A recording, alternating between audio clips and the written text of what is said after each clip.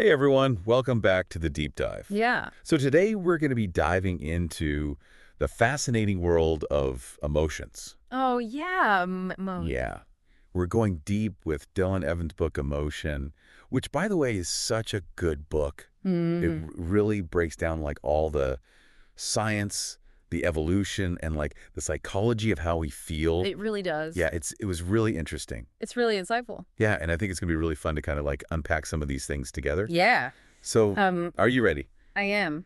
Okay. Yeah. So, one of the first things that I kind of thought was really interesting was like, you know, are emotions like purely biological, Right. or is there something more to it? Yeah.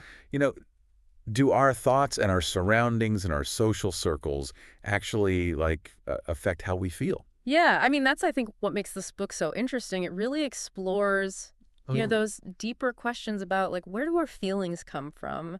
Hmm. And, what are the different influences on our emotion? I think that's what makes it so much more than just, like, a dry textbook on emotions.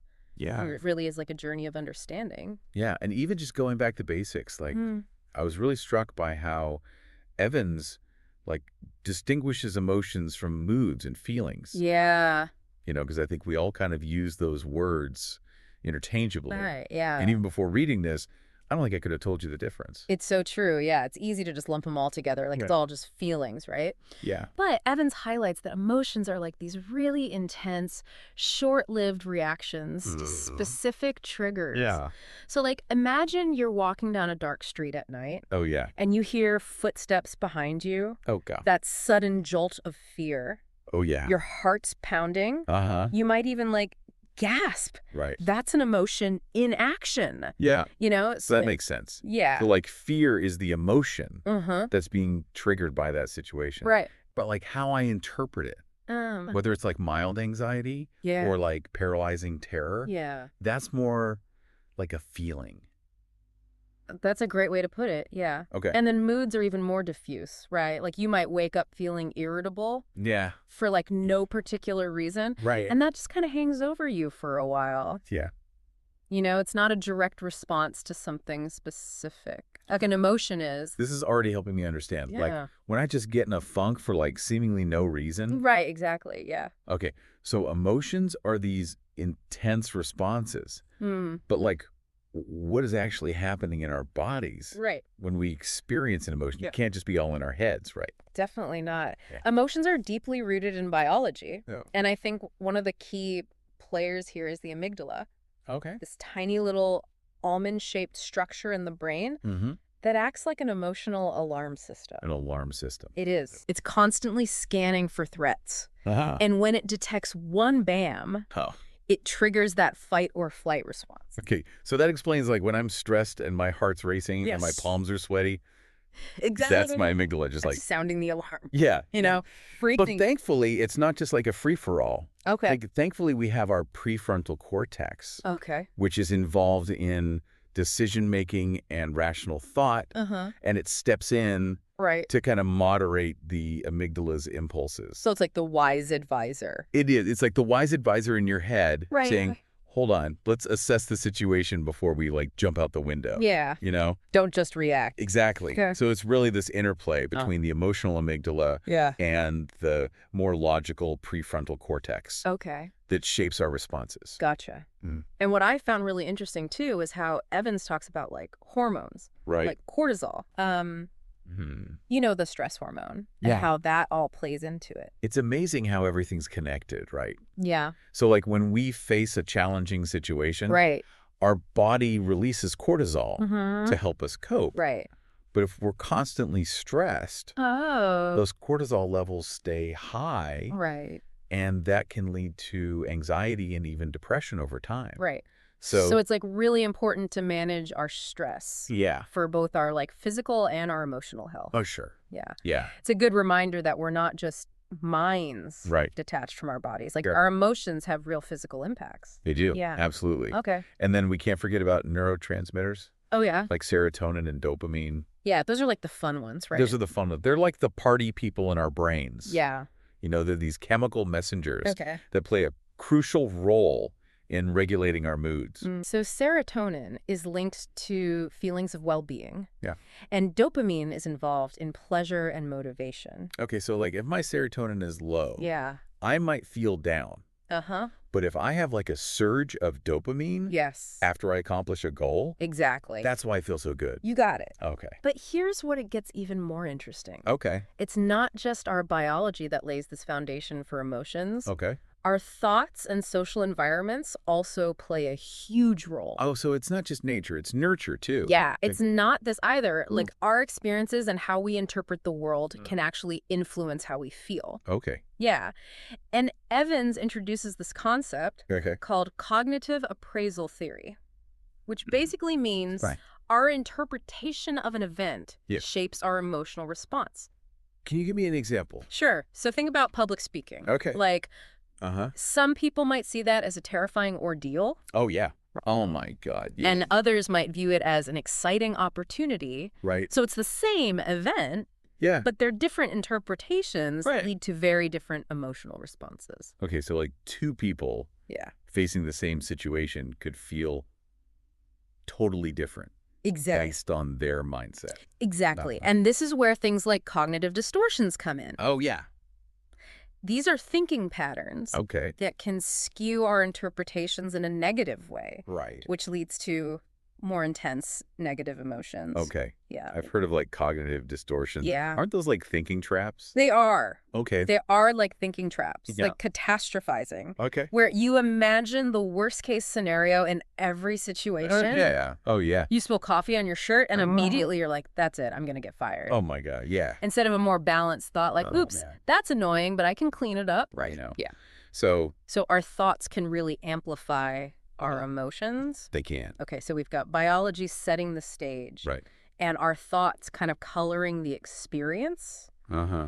What about the social side of things? Yes. Like, That's another crucial piece of the puzzle. okay. Our cultural background, how we were raised, Right. even like the norms of our social groups, Yeah. all of that influences how we experience and express our emotions. Okay. So even if we all feel like the same basic emotions across cultures, Yeah. how we show them might be different. Totally different. Okay. Like imagine growing up in a family Okay. that's very expressive, Uh-huh. where everyone openly shares their feelings. Yeah. You're probably more likely to be comfortable Right. expressing your own emotions as an adult. Okay. But if your family was more reserved, Uh, you might have learned to kind of keep your feelings to yourself. right. And that's kind of like all the unspoken rules we pick up. It is about how to act. It's fascinating how much our social environments Yeah. shape our emotional landscape Right. without us even realizing it. Right. Yeah. Okay, so we've got biology, Uh-huh. we've got our thoughts, Yep. and we've got social influences Yeah. all weaving together Yeah. to create this like incredibly complex tapestry of emotions. It really is. This is blowing my mind. It highlights how intricate and fascinating human beings are. Yeah, Right. it really does. Yeah. But I think we need to like tackle another question. Okay. Like, if emotions are so influenced by all these factors, Yeah. do we even have any control over them? Right. Or are we just at their mercy? That's the million-dollar question, isn't it? Yeah. And thankfully, the answer is not as bleak as you might think. Well, yeah. We actually have more agency Okay. than we realize. This is where it gets really practical, right? This is where the rubber meets the road. Yeah. Because we all struggle We do. with like managing our emotions sometimes. Yes. Whether it's anxiety or anger or just feeling overwhelmed, Yeah. we all need tools to like navigate those rough waters. I agree. And that's where Evans gets into strategies Okay. for greater emotional control. Perfect. And I think that's where we should pick up next. Yes, Yeah. absolutely. Yeah. This is going to be good. Yeah. I think this is where everyone's going to have their aha moment. Yeah, I think so too. Okay, awesome. Yeah. Okay, so we're back. We are back. And we've been talking about like how our biology, Right. our thoughts, and like our social environments Yeah. all shape our emotions. It's all connected. Yeah. But now let's get to like the part I think everyone's been waiting for. Okay. Like, how do we actually manage those emotions Right. when they feel like they're just running the show? Yes. Like, how do we take control? Yeah, it's like learning to ride the wave Okay. instead of being tossed around by it. Okay. I like that. Yeah. And Evans offers some really practical strategies in the book. Okay. And one that really stood out to me right? Yeah. Was mindfulness. Mindfulness. Okay. I have to admit, Yeah. I'm a little skeptical. Okay. It always sounds so, like, esoteric to me. Yeah. Like something only yoga gurus can do. Yeah. I used to think the same thing, Okay. but it's really about cultivating awareness Okay. of what's going on inside you. Okay. Your thoughts, your feelings, your physical sensations without judging them. Okay. It's like hitting the pause button on that automatic reaction. So instead of just getting swept away by anxiety, Yeah. you're just like, oh, okay, anxiety's here. That's the idea. Okay. It's like, imagine your emotions are like clouds passing through the sky. Okay. You see them, you notice their shape and their color, Uh-huh. but you don't try to like grab them or push them away. Right. You just let them be. Okay, that makes a lot more sense. Good. It sounds less about like eliminating emotions Right. and more about like changing how we relate to them. Exactly. Yeah. And there are a bunch of different ways to practice mindfulness, like meditation or deep breathing exercises. Right. Even just taking a few moments to focus on your senses. Like, what do you see? What do you hear? Okay. What do you smell? What do you feel right now? Right. That can help bring you into the present moment Oh, and create some space between you and your emotions. so I'm starting to get it. Good. Okay, what are some other tools Okay. that Evan suggests for managing emotions? Well, he talks about cognitive reappraisal, Okay. which we touched on a little bit earlier. Right, right. It's about consciously choosing to reframe a situation Okay. in a more positive or realistic light. Uh-huh. It's like editing the story you're telling yourself about what's happening. So instead of like spiraling into worry about a presentation at work, Yeah. I could reframe it as like an opportunity to share my expertise Exactly. and connect with the audience. Yeah, it's about challenging those negative thought patterns Right. and finding more balanced perspective. Yeah. And this is actually like a cornerstone of cognitive behavioral therapy, Right. CBT. or CBT. Okay. Yeah, which has proven to be so effective Okay. for dealing with a wide range of emotional challenges. Okay, CBT. Yeah. I've heard of it. Yeah. But to be honest, it always sounded a little intimidating to me. Yeah. Like, is this something you have to do with a therapist? Well, it can be incredibly helpful to work with a therapist, Okay. especially if you're dealing with like more severe emotional difficulties. Right. But there are also a lot of resources available, Oh, okay. like books, online courses Okay. that can teach you the basic principles of CBT Okay. so you can start applying them in your own life. That's good to know. Yeah. It makes managing emotions feel more accessible. Yeah, for sure. Speaking of accessible, I wanted to circle back to emotional intelligence. Okay. We talked about earlier how it's not just about being nice. Right. It's more about understanding and managing emotions. Yes. Both our own and those of others. I'm glad you brought that up. Mhm. Emotional intelligence, or EI, Huh? is such a crucial aspect of navigating life effectively. Right. It impacts everything from our relationships to our careers to our Wow. overall well-being. Okay, so someone with high EI Yeah. isn't just good at, like, reading people's emotions? It's more than that. Okay. It's multifaceted. Okay. So people with high EI are typically more self-aware, Okay. more empathetic, Uh-huh. better at handling stress, Okay. and skilled at navigating social situations. Okay. They're also more resilient in the face of challenges. So that's quite a list.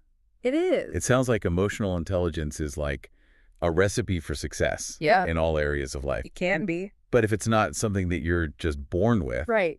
how do you develop it? That's the great news. Okay. EI is a skill set that you can develop over time. Okay. And it starts with that self-awareness we talked about, Right. paying attention to your emotions and how they influence you. And from there, you can work on self-regulation, Okay. finding healthy ways to express and manage those feelings. Okay, so self-awareness Yeah. and self-regulation. Uh-huh. What about the social piece? Okay. Like, how do you become more attuned to other people's emotions? This is where empathy comes in. Okay. It's about tuning in to the feelings of others, Okay. trying to understand their perspective, Uh-huh. and responding with compassion. Okay, so empathy sounds like a nice thing to have, Yeah. but is it really that important? It's absolutely crucial Okay. for building strong, healthy relationships. Okay. When you can put yourself in someone else's shoes, Yeah. you can communicate more effectively, Right. you can resolve conflicts more constructively, Uh-huh. and you can build trust and connection. This is making me realize I might need to work on my empathy muscles a bit. We can all benefit Yeah. from strengthening our empathy skills. Okay. It's an ongoing process, but the rewards are well worth it. Okay. So, all this talk about emotions being so important Yeah. to like our individual lives Uh-huh. makes me wonder about the bigger picture. Okay. Like, does Evans address how emotions shape society as a whole? He does. Okay. And it's one of the most fascinating parts of the book. Yeah.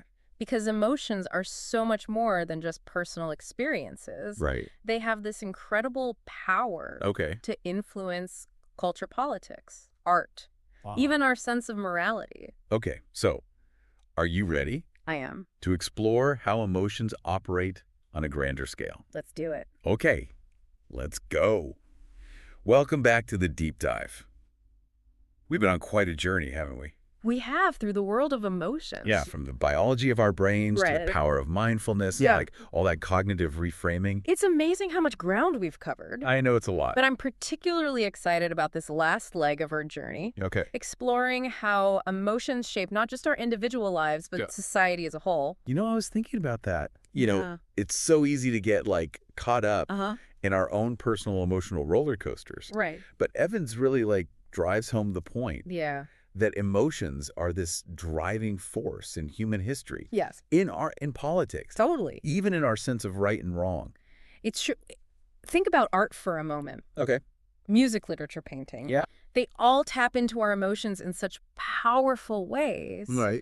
A song can make you feel understood. Uh-huh. A book can transport you to another world. Right. A painting can evoke joy or sorrow. So like artists are translating emotions Yeah. into like this universal language It is. that we can all connect with, Yes. regardless of like our backgrounds or where we come from. Exactly. And those shared emotional experiences Right. can even spark social change. Oh, yeah. Remember protest music? Oh, yeah. Those anthems of hope and frustration during the civil rights movement? Uh-huh. They weren't just catchy tunes. Right. They gave voice to a collective emotional experience. That fueled a movement. You're right. Yeah. And what about literature?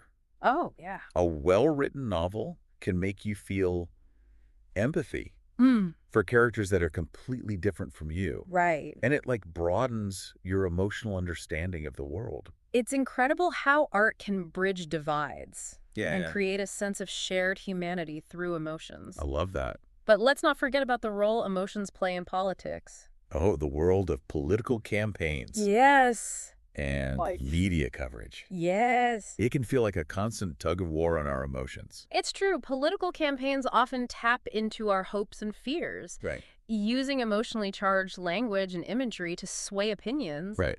And the media plays a role, too, sometimes framing stories in Yeah. a way that evokes strong emotional responses. But they're trying to push our emotional buttons They are. to get us to like think or act a certain way. Totally. It can be hard to stay grounded Yeah. when you're just bombarded with all this emotional messaging. Yeah. It's definitely a challenge. Yeah. And it highlights the importance of critical thinking Right. and being aware of how our emotions can be manipulated. Right. Especially in this age of information overload. Right. But it's not just about recognizing Okay. how others use emotions. Mhm. It's also about understanding Okay. the role emotions play in our own moral compass. A moral compass. Yeah. You mean emotions are involved in deciding what's right and wrong? Yeah. Absolutely. Okay. Evans argues that our moral judgments aren't just based on Yeah. cold, hard logic. Uh-huh. They're deeply intertwined Okay. with our emotional responses. So it's not just about like what we think is right, Uh-huh. it's how we feel about it. Exactly. Okay. Think about seeing someone being treated unfairly. Okay. You likely feel a surge of anger Right. or indignation, Yeah. and that emotional response often motivates you Uh-huh. to speak up or try to intervene. Right. Those feelings are guiding you to do what you feel is right. That's fascinating. It is. So even like negative emotions like anger Yeah. or guilt can serve a purpose. They can, Ah. guilt, for example, can motivate us to make amends Right. when we've done something wrong. Okay. And shame, although uncomfortable, Uh-huh. can help us stay in line with social norms Right. and maintain social harmony. Wow. So it really is this complex interplay of emotions. It is. That shapes how we function as individuals Yes. and as a society. It is. And understanding this interplay Right. can give you a whole new perspective on yourself and the world around you. I know I'm walking away from this deep dive Yeah. with a much deeper appreciation for the power of emotions. Good. I'm glad. You know, it's not about suppressing them Right. or letting them control us. Yeah. It's about learning to understand them, Yes. manage them, and even harness them Uh-huh. for positive change. I couldn't have said it better myself. Awesome. It's been an incredible journey exploring this fascinating topic with you. And to our listeners, Yes. thank you for joining us on this deep dive into the world of emotions. We hope you've gained some valuable insights. Yes, and we hope you feel inspired Yeah. to continue your own exploration of this complex and fascinating realm. Remember, emotions are a part of what makes us human. Yes. Embrace them, learn from them, and let them guide you Yes. toward a richer, more meaningful life.